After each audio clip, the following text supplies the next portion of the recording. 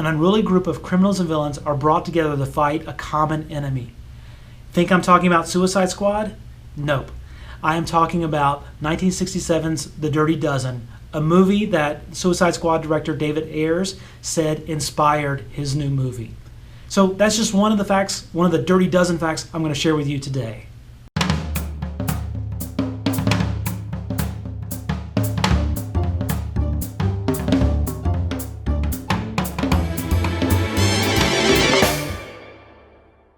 Hi, I'm Jeff and welcome to A Million Movies. Today we're talking about 1967's classic, The Dirty Dozen, and let's get straight to our facts. The Dirty Dozen is based on a novel by the same title by E.M. Nathanson, and there's some speculation about what was the inspiration for the story. One story is that he got the idea from the 101st Airborne Division. There was a unit within that division that was nicknamed the Filthy 13. This division had a history of not taking baths for long periods of time and not shaving while they were training in preparation for the D-Day invasion. And they earned that nickname of the Filthy 13. Another story comes from Russ Myers, the future director, who during World War II was shooting footage of different parts of the military. And in one case, he shot footage of a group of American prisoners. These were servicemen who had been convicted of crimes. And they were being trained in preparation for D-Day to go behind enemy lines and conduct sabotage and assassinations. And while they were training, they also refused to bathe or to shave for long periods of time, and they earned a nickname called the Dirty Dozen. Now, in exchange for their service, for them going behind enemy lines and doing these missions, these prisoners were promised that they would have their sentences set aside and their records cleaned, and they would then be set free when the war was over. After the invasion on D-Day and the Dirty Dozen had been sent behind enemy lines, Russ Myers followed up with the military, and he was told that none of the Dirty Dozen members actually survived the invasion. And later on, Russ Myers told the story to his friend E.M. Nathanson, who then wrote the book The Dirty Dozen. The director of The Dirty Dozen is Robert Aldrich. And Aldrich was a fan of the story. He knew it would be a great movie. He reached out to the novelist E.M. Nathanson when the story was still in just an outline form and offered to buy the rights to the story.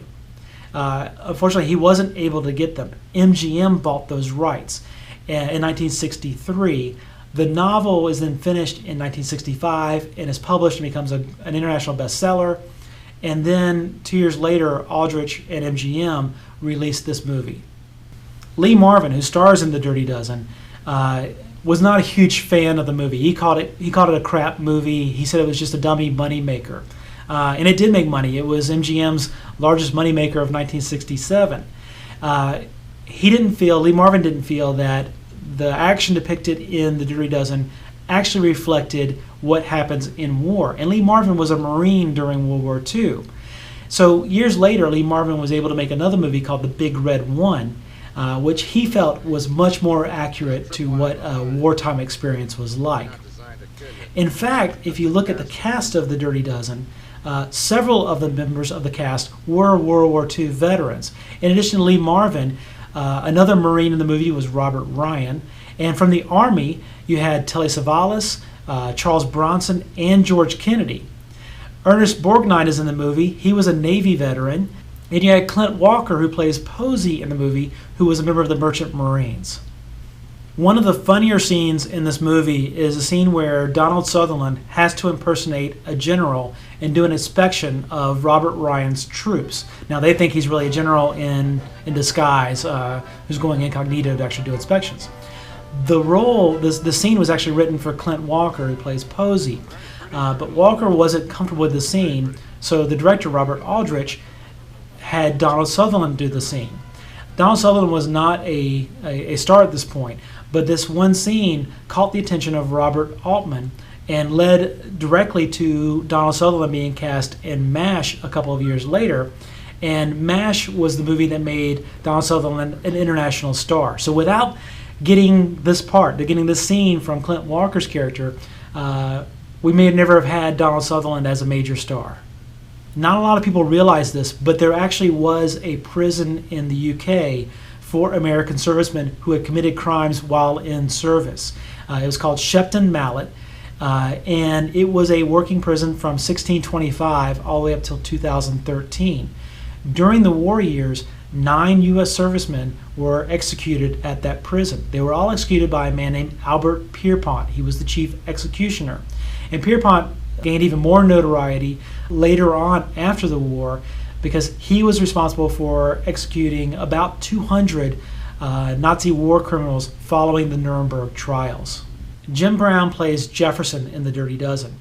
And he shot his scenes between the 1965 and 1966 NFL season. Jim Brown was a major star in the NFL at the time, a running back for the Cleveland Browns. Because of production delays due to weather and other issues, his scenes were taking longer and longer, and it looked like he was not going to be able to make it back to training camp for the 66 season in time. Now, Art Modell, who was the owner of the Cleveland Browns at the time, threatened Jim Brown with a fine of $1,500 a week for every week of training camp that he missed. Jim Brown isn't one that you threaten lightly, and he was already planning to retire at the end of the 1966 season. When the production ran long on The Dirty Dozen, and he started getting the threats from Art Modell that he was going to be fined for missing part of training camp, he called a press conference and announced that he was retiring early. He was retiring immediately and would not be on the Browns roster for the 1966 season. The production delays had an impact on another actor in the cast as well. Trini Lopez was a recording artist who had become very popular a couple of years before filming on this movie started. He got advice as the production was going longer and longer. Frank Sinatra reached out to him and said, you really need to quit this movie. You need to get back to recording, or you're going to lose that momentum, that popularity you've built over the past couple of years, and people are going to forget about you. Trini Lopez took that advice and quit the movie. Now, his character, Jimenez, had a key role in the final attack scene. His character was supposed to light the explosives that blew up the chateau where all the Nazis were staying. Without him in it, they had to give that function to someone else. And they had to also write him out of the scene.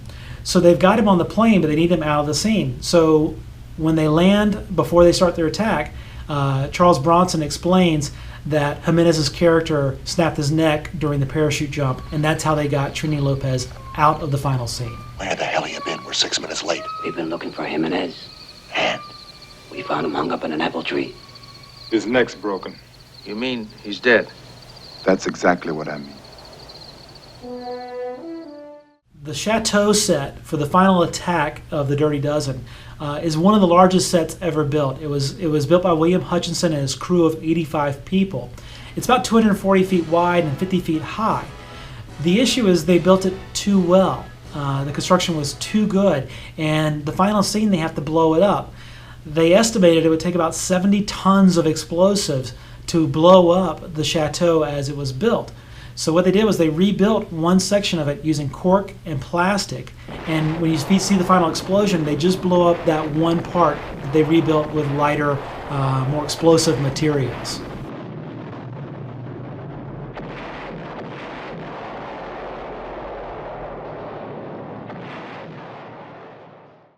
Three of the actors in The Dirty Dozen have a reputation of being very, very tough guys. It's Lee Marvin, Charles Bronson, and Telly Savalas. Now, it might surprise you to know that one of their friends during this time was Woody Allen. Not necessarily considered a tough guy, but Woody Allen was in London, nearby, shooting his own movie at the time, Casino Royale. And the four guys would get together often at the end of the day when filming was completed, and would meet up and play poker into the night. So imagine the poker games and the stories being told by Telly Savalas, Charles Bronson, Lee Marvin, and Woody Allen around a poker table all night. Sounds like fun. When you watch The Dirty Dozen, for me, one performance that really stands out is John Cassavetes as Victor Franco. Cassavetes was so good in this role that he was nominated for Best Supporting Actor by both the Golden Globes and the Academy Awards. Unfortunately for him, he lost in both cases to fellow castmate George Kennedy. Now, George Kennedy didn't win for his performance in the Dirty Dozen, but George Kennedy delivered another amazing performance that same year opposite Paul Newman and Cool Hand Luke, and he won for that performance. Move. Go sit in here next to my boy. And finally, Suicide Squad isn't the only movie that The Dirty Dozen has had an influence on. It most directly was influential in 3 sequels, 3 made-for-TV movies based on the Dirty Dozen characters that came out in the mid to late 80s. But it also had an influence on 2 other movies, Play Dirty with Michael Caine, and the 1977 Italian film, The Inglourious Basterds. It also had an impact on perhaps my favorite scene from the Tom Hanks classic, Sleepless in Seattle, where Tom Hanks and Victor Garber are sort of making fun of Rita Wilson being very emotional about telling of an affair to remember, and they get weepy while they tell their recap of The Dirty Dozen.